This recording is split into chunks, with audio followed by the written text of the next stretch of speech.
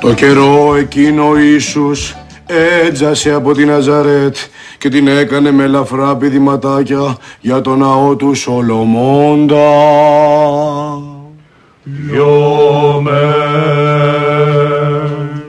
Εκεί έφαγε φρίκα, βλέποντας το ναό να έχει μετατραπεί σε οίκο αγοραπολισίας υλικών αγαθών, κάτι σαν το Factory Outlet.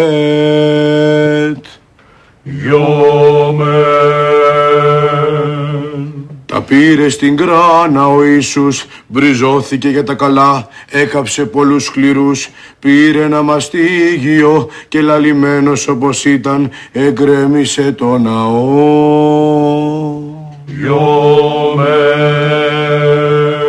Και φώναζαν οι μαθητές αυτού, κουλάρισε δάσκαλε, δάσκαλε χαλαρουίτα.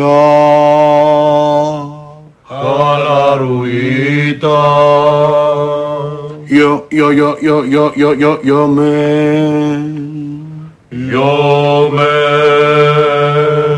Κουλάρισε Ιησού Χριστέ, Υιέ του Θεού. Μην κάψεις καμία φλάντζα μεσημεριάτικα. Πρόθυσέ τους κανονικά. Είναι όλοι τους μπίου και σώσον ημάς από του πονηρού.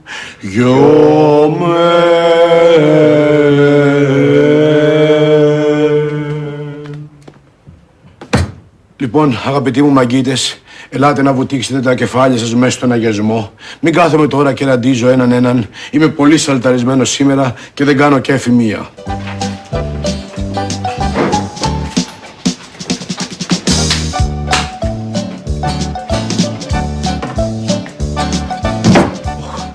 Βρήκε στεφάνι αυτός.